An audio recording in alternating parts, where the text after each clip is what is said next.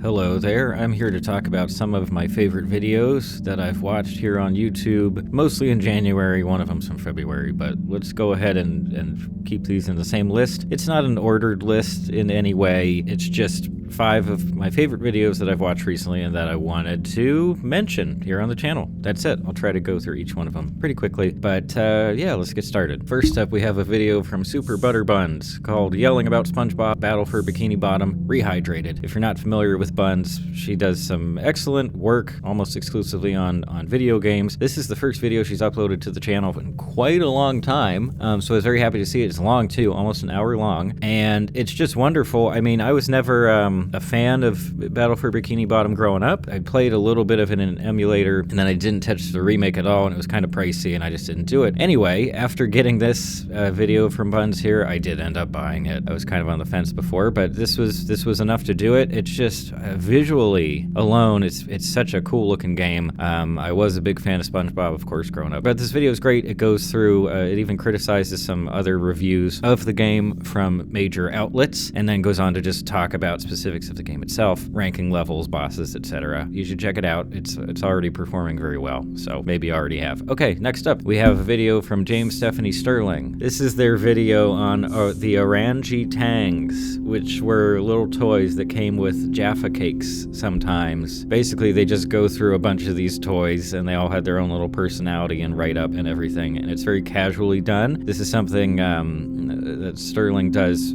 fairly infrequently, is these videos about old nostalgic toys and stuff, but I love these videos a lot. It's a lot of fun to go through. Probably one of the longest videos out there about the Orangi Tangs, and that's about it. It's just fun. It's easygoing stuff. Next, we have a video from Radical Soda, a video game YouTuber guy who I wasn't all that familiar with until a month or two ago. Dove into some of his work. It's fun. It's very lighthearted comedy, video game review, criticism stuff. It does get more serious at times. He has a very, very long video about Pokemon Sword and Shield that's become kind of famous. But this one is about Pokemon Unite, the very famous and terrible and predatory free-to-play game from Tencent. And this is definitely one of the best and most entertaining breakdowns of why the game is so awful. And there's not too much else to say about it. It's funny, some funny gags. I'm not crazy about the Bear Grylls character gags that are very common on the channel, but otherwise it's fun. Fun little video, and also pretty informative. So there you go. Now we have a video from a channel called Hey, It's Shea. I'm also relatively new to this channel.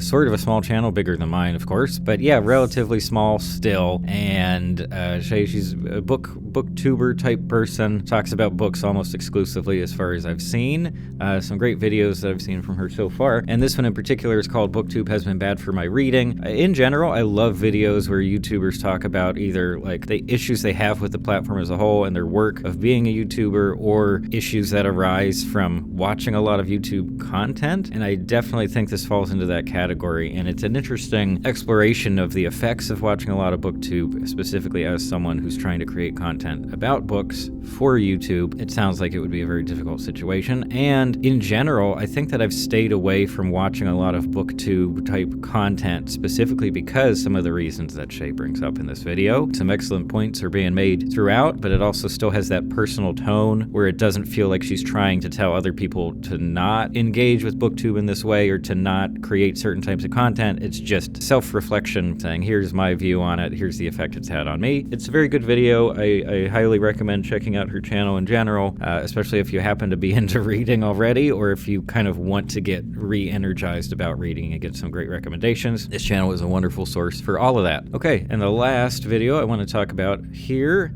is called Crafting the Ocean in the Music of Abzu, featuring Austin Wintory from Scruffy. Some of the best YouTube work I think I've seen in general, and specifically in the area of music theory stuff on YouTube. There are a million different channels that cover that kind of stuff, but very few of them get into this much detail, and very, very few of them are as skilled when it comes to explaining very complex topics, techniques, aspects of a composition in a way that's still very accessible to people who have little to no knowledge about music theory. It's a fantastic video. For some reason, it only has 60,000 views. Scruffy has a number of videos that are in the millions, so it's kind of frustrating to me that this one hasn't taken off. Abzu was a relatively small game. It's sort of a spin-off studio from that game company, and Genova Chen was leading the charge, I think, here, and I'm a big fan of Genova Chen's work. Austin Wintory worked with that game company on Journey, and I think Flow. I don't know about Flower. I don't know who composed for that one. Anyway, Wintory is a pretty big deal in the video game composition scene, as well as just the contemporary composition scene in general, just music, contemporary music making. Pretty big deal. It's so informative, it's genuinely educational,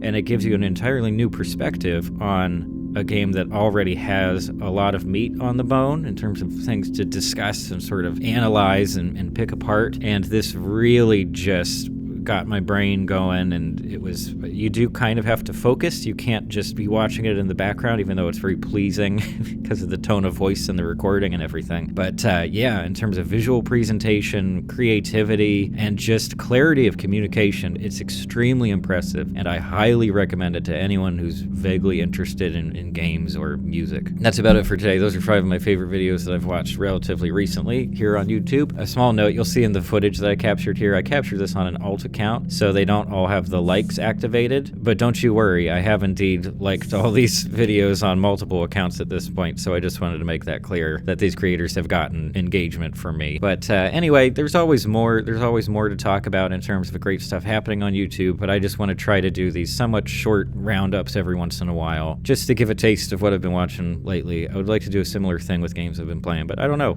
if that would work out or not. But I think that's all for now. Thank you so much for joining me, and I'll see you in the next one.